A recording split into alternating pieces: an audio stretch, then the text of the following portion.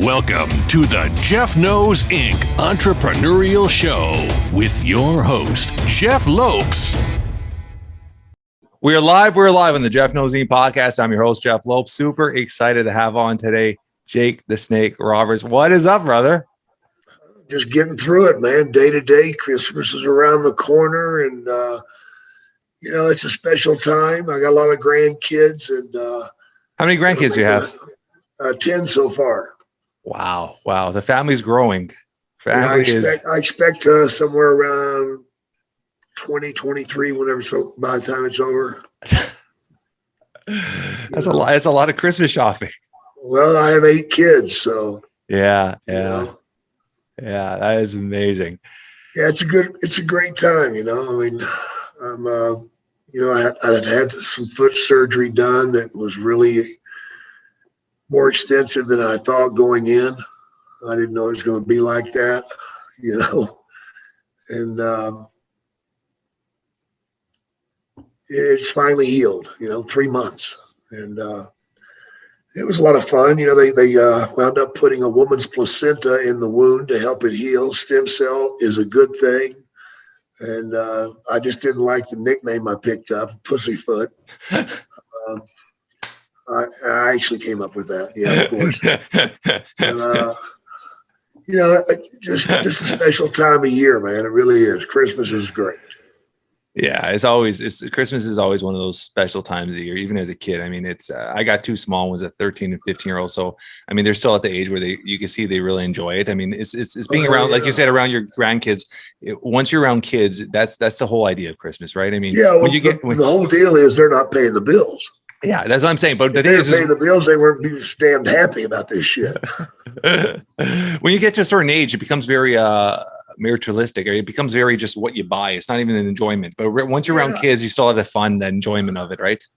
Yeah, I think the reason we have kids is because we want to stay young and we want to keep living like young people, and we can reflect and look at them doing the same thing that we did 30 years ago, and we feel young again too. So yeah.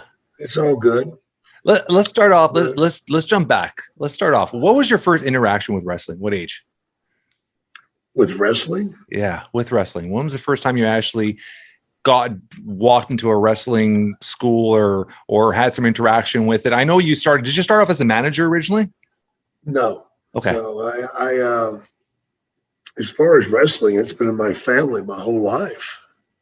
My father wrestled, and he was much bigger than me. He was 7 foot and 425 pounds. Well, he was a big man. Yeah, buddy. But so I got introduced to it probably when I was like 6 or 7 when he started. And it was horrifying as a kid.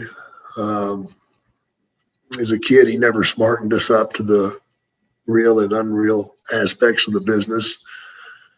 He would play out his part at home too on us kids, which scared the hell out of us. We thought our daddy was going to get killed and all that shit. And shame on him. I mean, he was wrong to do that. Really was. And the first step into it.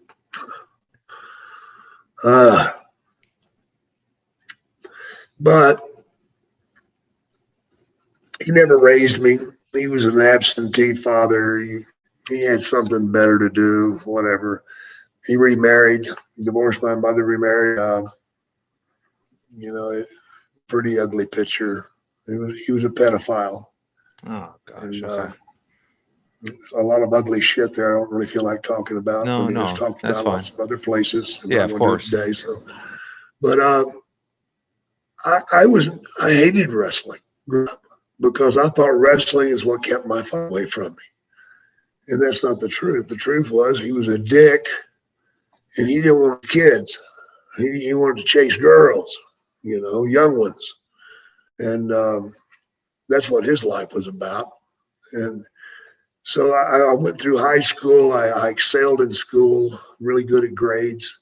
Never took a book home in my life. If I heard it, I remembered it, and I'm just one of those people gifted beyond everything, and just really gifted. And, did some sports and stuff, and graduated. I was the first person in my family to ever graduate high school, Hell, I thought it was a pretty special deal. I thought maybe he might even show up, but he didn't. And that kind of hurt a lot. Him not coming to my ball games hurt a lot. So when I came out of high school, I wanted to go to college to become an architect. That's what I wanted to do. So leaving, I went and visited him to remind him that I'd graduated and that I was going to go to college now. And his reply was, well, I hope you don't want anything from me. Why would I? You've not given me anything yet. He never supported us. My stepfather supported us. My dad never did shit for us. And when I went to see him and he came back with that attitude, he just couldn't say, I'm proud of you. That's all I wanted. And he just couldn't say it. And so a few nights later, I was watching the wrestling matches. He was performing that night, and I'd had several beers. And my young mind decided, gee, if you want your dad to love you, what you need to do is get in the ring and beat up one of those wrestlers. That damn beer gets killed, man. I went up and challenged a guy, and the guy knew who I was, thank God, because he could have really hurt me bad. But instead, he just kept me in the ring for about 15 minutes. He stretched me, really horrible task. How old were you roughly? I was 18. 18, okay. 18, and maybe urinate on myself, and I didn't think that was possible, but it is. Had me squealing like a little girl. He hurt me, but he didn't break anything. So I basically crawled out of the ring. I was hurting so bad and crying, and oh man, I was a mess. And my father met me at the door and looked at me and he said, I'm ashamed of you. You're gutless and you'll never amount to anything. Thanks. That's what I needed. So I remember that night like yesterday. It still hurts. And that night's the night I made a deal with the devil. I decided to toss my dreams out the window of becoming an architect. I was going to become a wrestler and be a better wrestler than my father, or die trying. And the deal I made with the devil was, I'll do anything I need to. Cheat, lie, steal, whatever. But I'm going to surpass him one way or the other. And that was the commitment I made. And that was the only commitment I honored. And I started out by refereeing, which was a wise move. I never went to a wrestling school. I did the trial and error method. Not smart. Because everybody that touched me wanted to make an example of me, or they wanted to get even with my father. I was going to say that, yeah. A lot of that. Yeah. A lot of that. I'd be in a match and get whacked, man. What the hell was that about? Tell your old man, he'll know. What the fuck? Yeah. Why don't you go give it to him? And yeah, I had a lot of that, but I didn't give up. I kept in there. I was probably the worst ever in the ring starting out, because I didn't know how to lock up. I knew nothing. And to make it even worse, I had what I call a vapor lock. When the bell would ring, I would freeze. And you could not bend my arms. You couldn't bend my back, my head, nothing. I'd just freeze. And you'd go completely stiff. You know, Was that more anxiety? Yeah, Yeah. it was all anxiety. Yeah. And I would hold my breath so I almost passed out, you know. And meanwhile, the other guy's trying to have a match with me, you know. Yeah. So I got punished in there too. So that went on like that for about a year and a half. And that's not easy to do because I was lasting on the average of 6 weeks to 2 months in each area I went before they fired me. Because I was the shits. I was horrible. Yeah. Horrible. Shouldn't even been in the ring, you know, but because I was big, they didn't mind beating me up. Yeah. But after exhausting all the places to go down south, I was in Kansas City, and a friend of mine that finally got me out of that shell, that vapor lock thing, was Buck Robley. And he was the booker, so to speak, ran things for Kansas City, and my boss and my friend. And he had kept me off television because he knew that if I went on television, that my time would be even shorter, you know, in that area. So he kept me off TV, and hell, I'd been there 6 months. He was trying to help. But I think he finally figured out what the problem was. And he called me one morning. It was a TV day, so I knew I wasn't going to do anything. And he called me and told me to come up to his apartment, which was just above me. I went up and he says, roll us a joint. What? Roll us a joint. Okay. Roll us a joint. Light it. Okay. Smoke it. Okay. You know, roll us another one. And another one. This was pretty good weed. And I got to where I couldn't even talk. I was like, and really messed up. And that's when he said, go get your gear. You're wrestling today on television. No way, man. No way I can do that, dude. Had the best match of my life because I finally relaxed. Relaxed. You know? Crazy. It's crazy, huh? Released it. Yeah, yeah. And from that point, I started shooting straight up. I mean, it was crazy.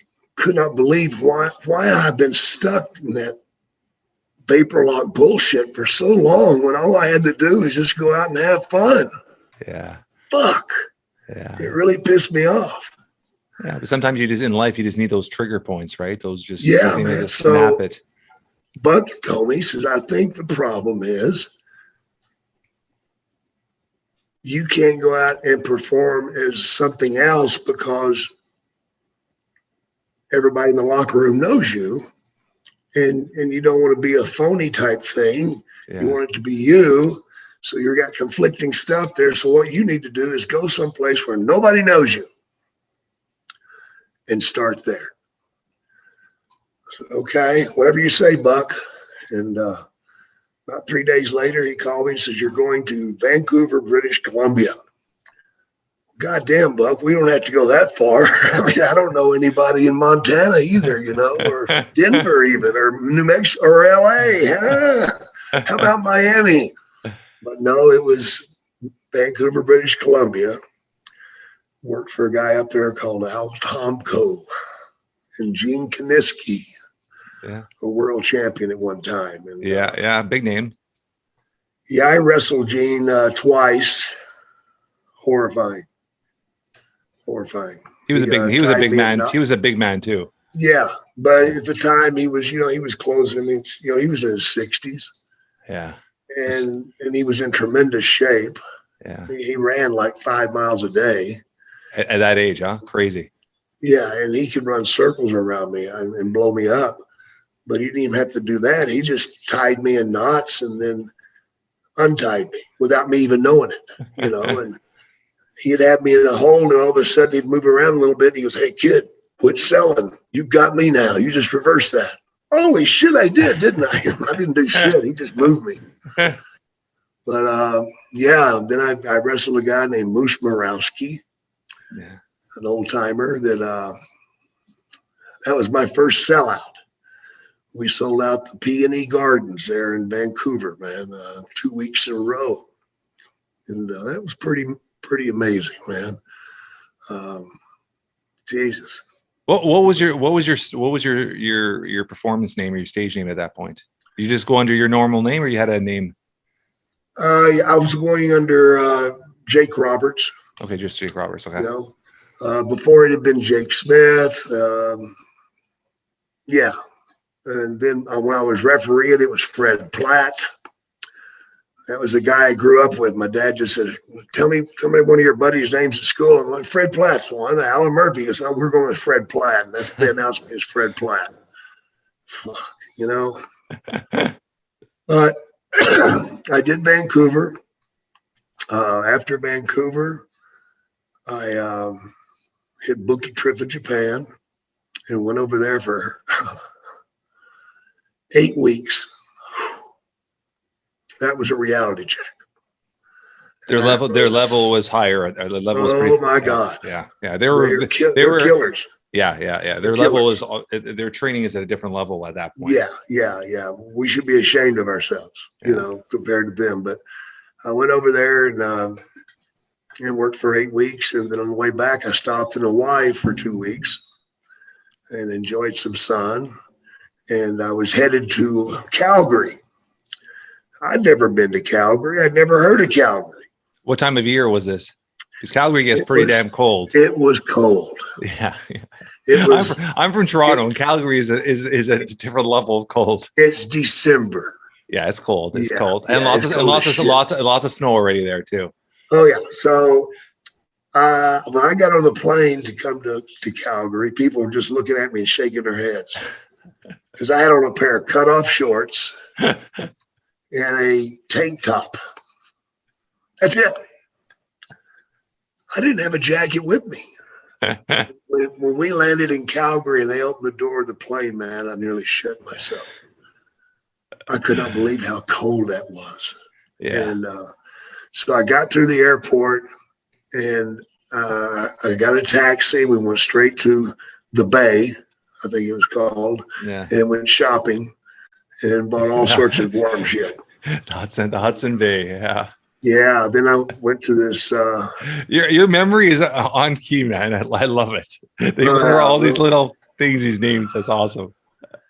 I was in Calgary now, and it's 20 below outside, and all that crap, and met Stu for the first time. Yeah. Wow.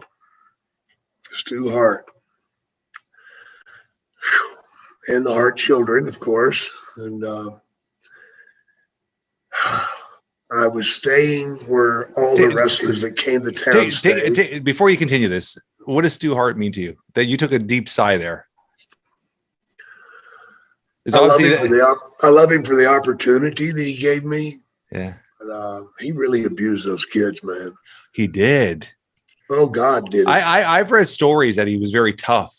Oh, my God. Yeah. There's times there's abuse. And would strangle somebody till they pass out. I call that abuse. You know? Yeah.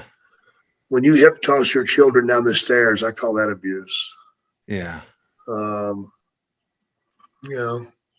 But he loved them, no doubt about that, and they loved the shit out of him. He was just a tough guy, and these kids deserved something because they were rotten to the core, man.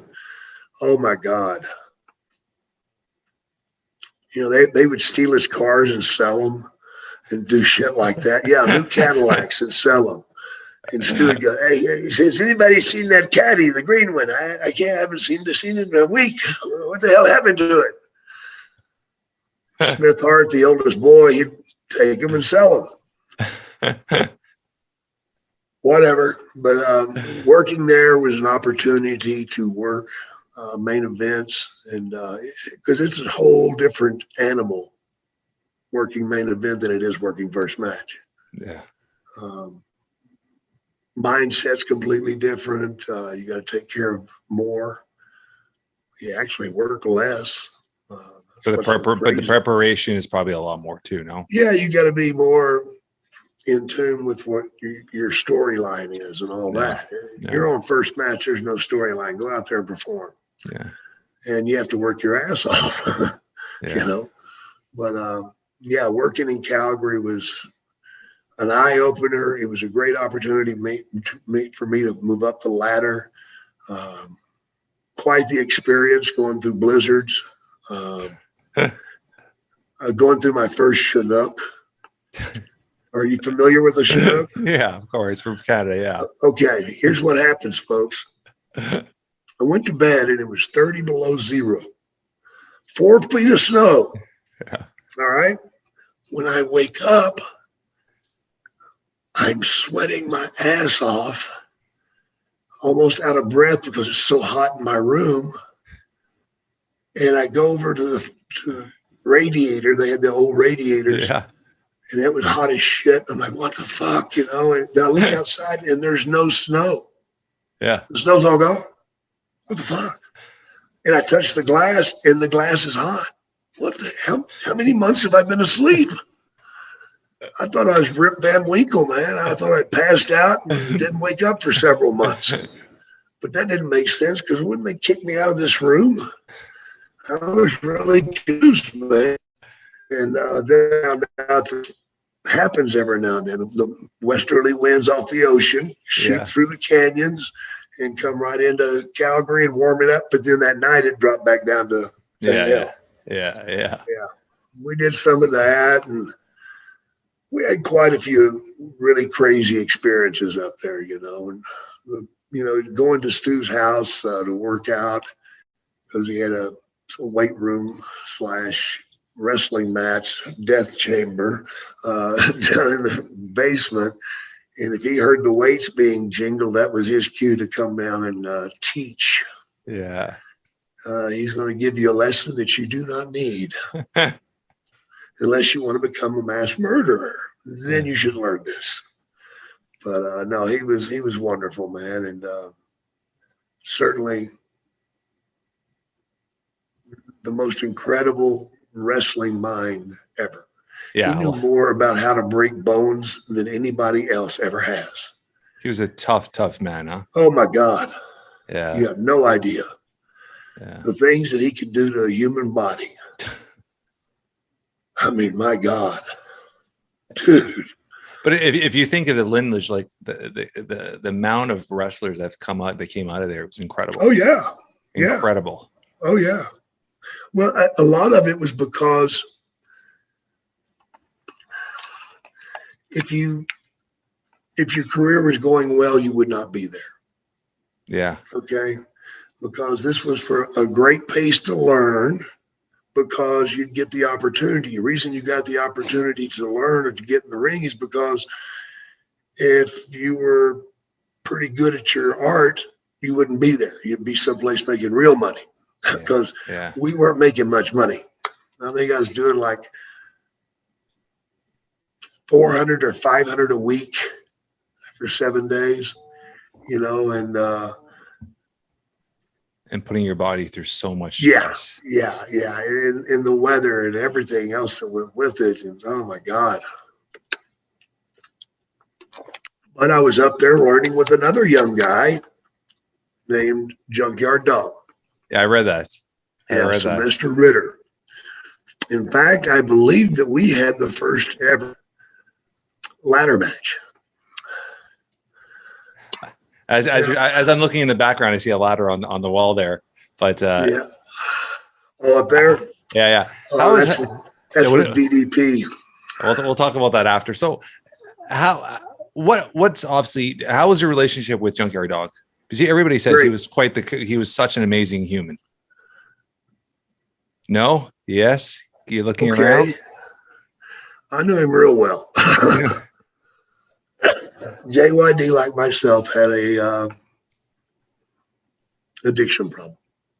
And, he didn't get away from his. I was able to get away from mine. Did you guys make it? You guys, once you came from the Stampede, did you guys continue up the route together, or the ones head off first? Well, I went to Mid-South and told them about him. Yeah. And I got him his job in Mid-South.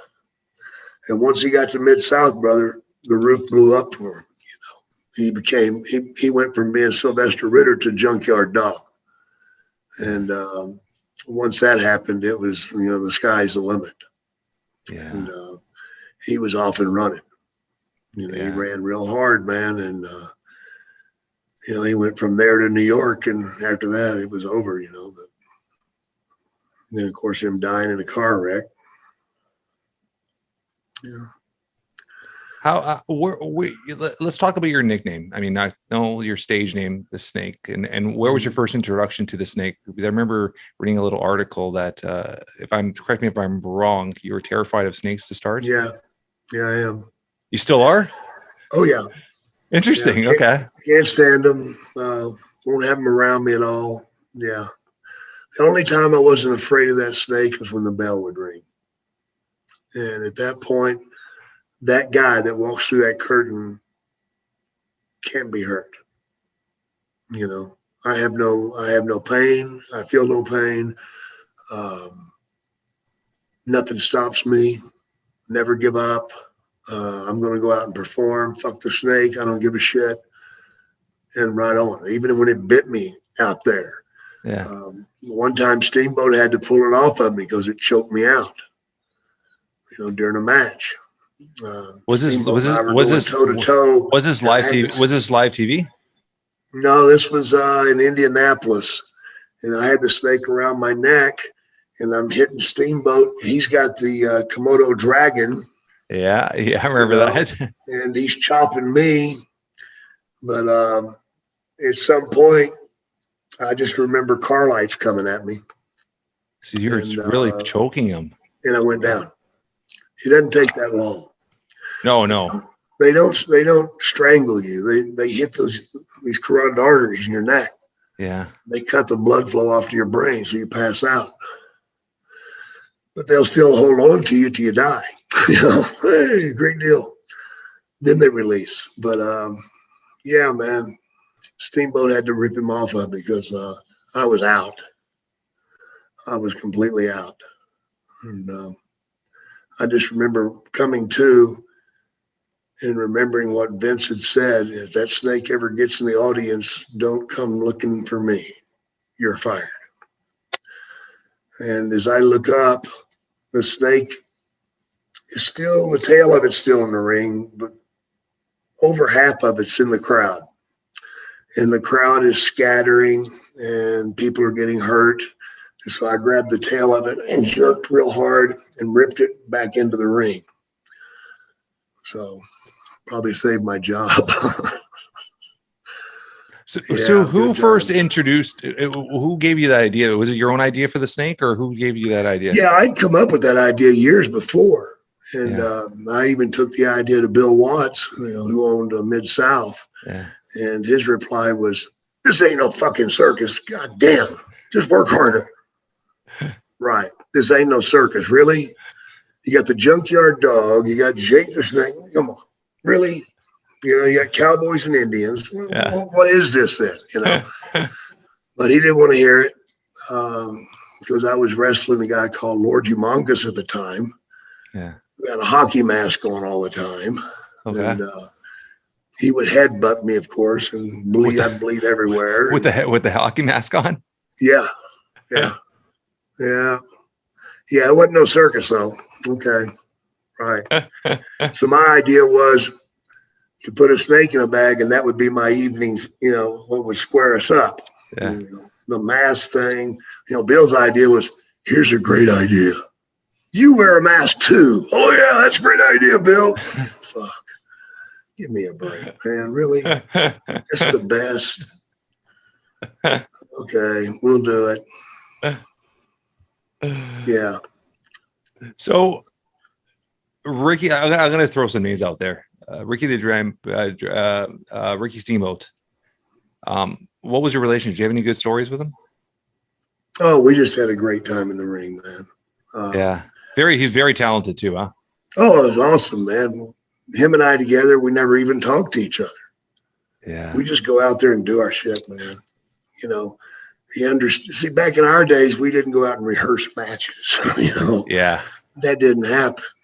you weren't even allowed to be around the bad guys or the good guys. You know what I mean? Yeah. Kayfabe guys at all cost, even over a good match. Okay, never mind. But Steamboat was a phenomenal performer, man.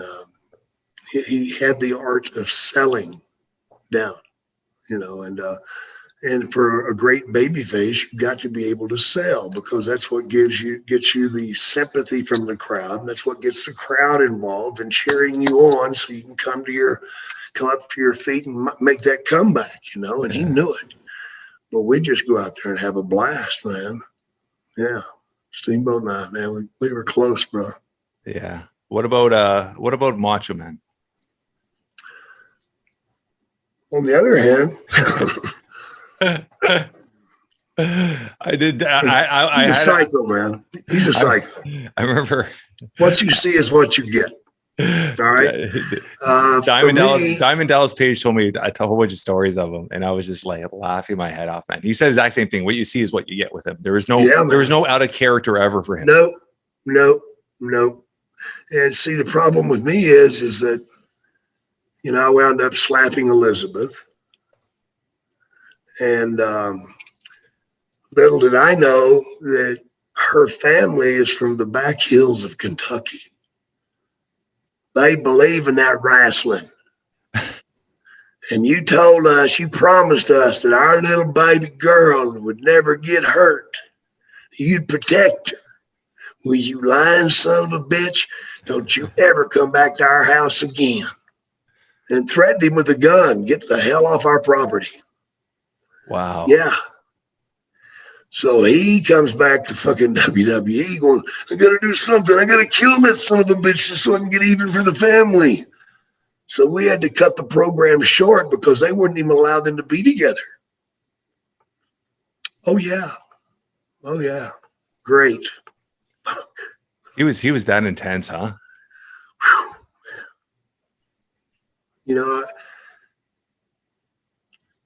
I was able to manipulate Randy. I outthought him. That's not real hard to do. He would come to the ring and he'd be on fire and he'd just be throwing everything he could at you. So all I would do is just block, lean on him till he blew up. And then once he ran out of gas, I could do anything I wanted to do with him, because he was like a baby then. He's like, he couldn't even lift his arms, man, because he had gassed out kicking my ass. Well, who looks tough here, Randy? I think I do, because I survived it and went ahead and did what I wanted to. But yeah, it was tough, man, but I enjoyed it. I didn't mind getting hit hard. I kind of like that, and I give what I get. So I don't have a beef with that. Just don't break my nose or my teeth, man. That's all I ask. Other than that, lay them in. So when did you first meet DDP? Oh God, in the 80s. I was coming back from Miami, I believe, and I stopped off in Fort Pierce, and there was a bar there. I got to have a drink, and I went in, and bada bing. Is that when he owned the bars? Yeah. He had known it. He was running it. Okay. Yeah. Norma Jeans. Yeah. It was a good spot, man. And then I'd see him again here and there, and everywhere I turned around, he'd show up again, And then I see him managing, and I thought it was really funny because the manager's bigger than his talent, It's not good. Which now I'm going through that, Thank God I got Lance Archer because I'm not bigger than he is, brother. Yeah. But he just kept showing up, man, and then I kind of kept my eye on him, man, And he came to me and he wanted me to train him, and I asked him how old he was, and he told me. I'm like, dude, it's a little late. And he said, well, that's what Ric Flair told me too. I said, oh, Flair told you that? He said, yeah. I said, then I'll train you because I'll prove Flair wrong. I love it. And I did. Yeah. it's amazing how like he holds you on such a pedestal when we're talking. Like he obviously you're very close to him and he appreciates everything you've done for him, and the way he talks about you is pretty amazing. The thing about Dallas is this, man. He understands he's not the prettiest, the smartest, on and on, but he's smart enough to know it, accept it, and to go get help. Yeah. And he knows where to go get the right help. Yeah. And he's done that his whole life. I mean, in DDP yoga, if he didn't know it, he'd go find it. He would learn about it. He would explore it. Yeah. He would test it. He would hold it. He'd put it in his mouth, chew on it, everything, man, just to feel it all out. And he still does that today. Yeah. And nobody has ever worked harder than him. Yeah. He is unstoppable. He does not know when to give up because he won't. He'll stick with it till he wins. And thank God he's like that, or I wouldn't have made it either. Because Lord knows once I moved in with him, I did some things that I should have had my ass kicked out of the house and had my ass kicked too. Yeah. But he wouldn't give up on me. He said, no, man, we start again tomorrow, brother. I'm not giving up. And that's what helped me get through it. Because you don't do drugs and alcohol for 40 years and quit overnight.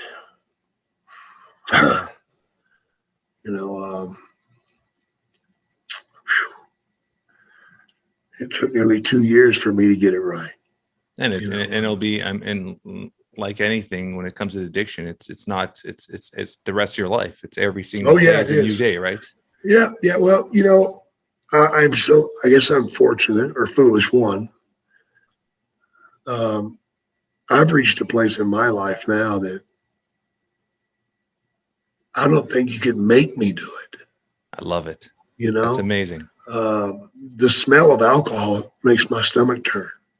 Good. When I walk down through the airport and I start getting close to a bar, I hold my breath because the smell of beer makes my stomach And even somebody sitting next to me on the plane drinking wine, oh my God, I got to turn my head. I can't stand the smell of it, I'm grateful for that. Yeah. As far as the cocaine and stuff, brother, ain't no way in hell. Good. Ain't no way in hell. And, I just had all this foot surgery and shit done, and I done it without painkillers, man. Yeah, I was about to say that's amazing. And I'm not ever going to do that shit again, man. No, good. Because I got away from it once. I don't have it in me to get away from it again. Yeah. If I was to go down, I don't think I'd ever get back up. Yeah. Or that's what I'm telling myself. So maybe that's what keeps the fear alive. But you're being honest with yourself too, right? I mean, it's a healthy fear. It's a very healthy fear, and it's something that keeps you focused and on the narrow road, which is so important. Are you kidding me? And another thing that keeps me sober is helping other people. Yeah, I love it. Because I do help a lot of people that are still struggling in the business and out of the business. I'm very fortunate to be working for somebody now that actually cares about the talent. Tony Khan. Yeah. And I think that's one of the reasons he has me around. Yeah. Is to talk to these guys when I see them doing stupid shit, and I know why. Yeah. That I can talk to them, and be straight with them. Nobody wants to hear from a pastor that you don't drink. Screw you, pastor. You've never been there. Yeah. Yeah. You want somebody with experience. Exactly. Been through it. That's lived a life. Yeah. So that's where he does that, brother. Bro, I'm getting pretty tired here, man. 100%, Brett. I just want to say thank you for all this, man. This has been a pretty amazing. When you do your tour, do you come to Toronto at all? Oh yeah. Yeah, I've been to Toronto. I'll be back up there. I'm not sure when, but I got something else I want to put out there. 100%. Starting January 1st, there'll be another podcast on the market called DDP's Snake Pit. Love it. So what it is me and Dallas just sitting together and going on. I love it. And, I think you'll find it very enlightening. One thing that we're doing is we're talking about the TV show Heels. Yeah. We're going to go through each segment and talk about what we think and see. Yeah. And how they're doing it. I don't know if you've had a chance to see it yet. No, I haven't, but I know what it is. But Yeah, I mean, you should check it out. Just your personas and just you two as friends knocking off each other, and obviously you guys have the names that come. You'll have the following just by your obviously your career, so it'll be success no matter what. So I'm excited to see that. I'm real happy about it, man. I've been wanting to do it for a long time, so yeah, we're going to do that. And are you guys doing it Are you guys doing it in studio together or? Yeah. Okay. Awesome. Yeah.